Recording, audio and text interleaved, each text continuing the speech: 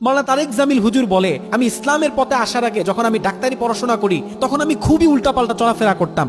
দৈনিক আমি মুভি দেখতাম। বলিউডের এমন কোনো মুভি নাই যেই মুভি আমি তারেক জামিল দেখি নাই, এবং আমি 200-400 গান সবসময় অল টাইম আমার মুখস্থ থাকতো। ঘটনাক্রমে যখন আমি তাবলিগ জামাতে গেলাম, 3 দিন সময় যখন আমি আল্লাহর রাস্তায় ব্যয় করলাম, যেদিন আমরা চলে আসব, আমাদের তাবলিগ জামাতের যিনি আমির, উনি আমাদেরকে শেষ বৈঠকে সুন্দর একটা হাদিস শুনাইলেন। উনি বলতেছেন, কোন গুনাহগার মানুষের যখন মৃত্যুর সময় চলে আসে তখন আল্লাহ পাক জাহান্নাম থেকে জাহান্নামী কিছু ফেরেশতা সহ মালাকুল মাউতকে তার সামনে পাঠিয়ে দেয়। মালাকুল মাউত এবং জাহান্নামের ফেরেশতারা ভয়ঙ্কর এক চেহারা নিয়ে তার সামনে দাঁড়ায় এবং তাকে বলতে থাকে, হে অভিশপ্ত আত্মা, হে গুনাহগার আত্মা, তুমি তোমার দেহ থেকে বের হয়ে আসো। ওই রূহটা তখন বের হতে চায় না। মালাকুল মাউত ওই গুনাহগারের শরীরের ভিতরে হাত ভরে দিয়ে রুহুটাকে টানতে টানতে বের করে। তখন এত পরিমাণে কষ্ট হয় যেটা একটা মানুষ দুনিয়াতে কখনো পায়নি। মাওলানা তারেক জামিল হুজুর বলতেছে, যখন আমি হাদিসের এই বর্ণনা শুনতেছি তখন যেন আমার শরীরটা থরথর করে কাঁপতেছে, আমার ভিতরে যেন একটা ভয় ঢুকে গেছে। তারপরে সেই তাবলিগ জামাতের আমির সাহেব বলতেছিলেন, যখন কোনো নেককার মানুষের মৃত্যুর সময় চলে আসে তখন জান্নাত থেকে কিছু ফেরেশতা সহ আল্লাহ পাক মালাকুল মাউতকে পাঠিয়ে দেয়। মালাকুল মাউত তার সামনে সুন্দর একটি চেহারার আকৃতি নিয়ে দাঁড়িয়ে বলে, ইয়া আইয়াতুহান নাফসুল মুতমাইন্নাহ, হে প্রশান্ত আত্মা, ইরজিই ইলা রাব্বিকা রাদিয়াতাম মারদিয়াহ, বের হয়ে আসো, তুমি তোমার রবের সাথে সাক্ষাৎ করবে। তুমি যার জন্য তোমার পুরো জীবনটাকে স্যাক্রিফাইস করেছো, উজাড় করে দিয়েছো, তার সাথে তুমি দেখা করবে। ফাদখুলি ফি ইবাদি ওয়াদখুলি জান্নাতি, মিলিত হও তাদের সাথে, জান্নাতে যাও যাদের সাথে তোমার থাকার কথা।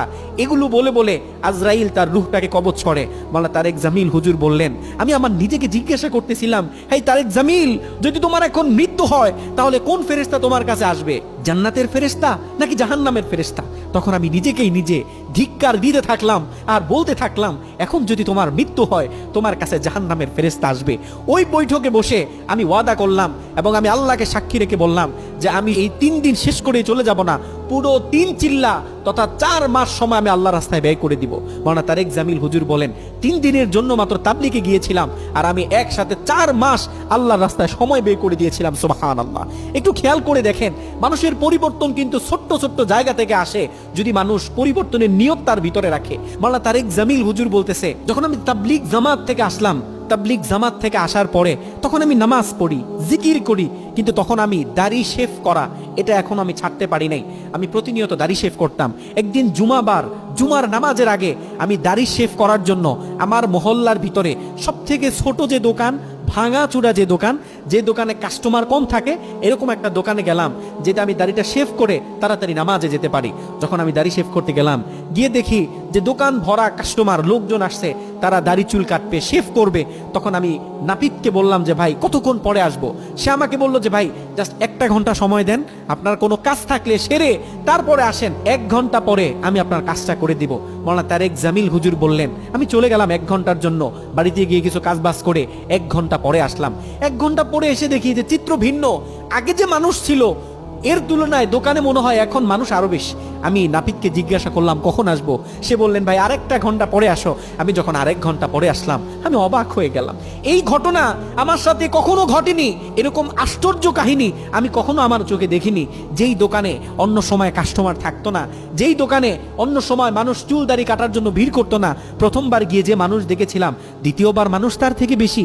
দ্বিতীয়বার যে মানুষ দেখেছিলাম, যখন আমি এখন 3য়বার এসেছি, এখন দেখি মানুষ আরো বেশি। মাওলানা তারেক জামিল বলতেছে, তখন আমি বুঝতে পারলাম যে আমার রব চাচ্ছে আমি যেন দাড়িটা না কাটি।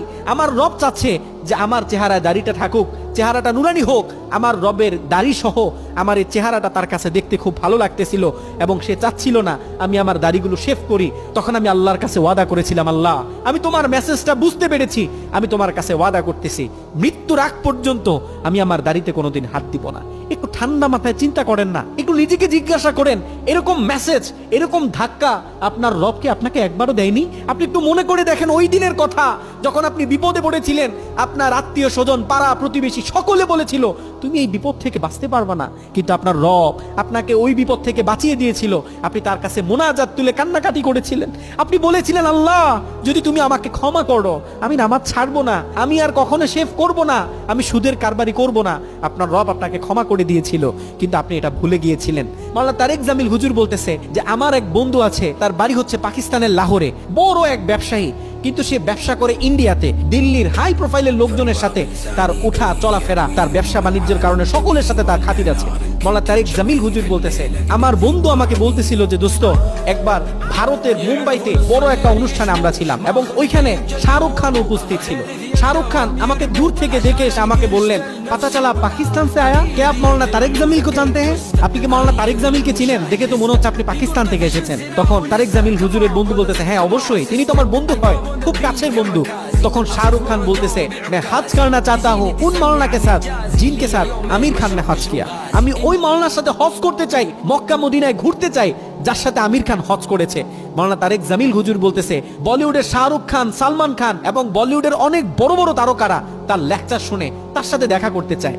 দুনিয়ার লাইনে আপনারা যাদেরকে বড় বড় সেলিব্রিটি মনে করেন, তারাও পর্যন্ত দিন শেষে যারা হেদায়েত প্রাপ্ত তাদের কাছে আসতে চায়, তাদের সোহবতে বসতে চায়, তাদের কাছ থেকে কিছু মেসেজ নিতে চায়। এ কারণে মনে রাখবেন, হেদায়েত প্রাপ্ত হলে ওই মানুষের সম্মান কমে না। আল্লাহ পাক আমাদের সকলের জীবনে হেদায়েত দান করুন।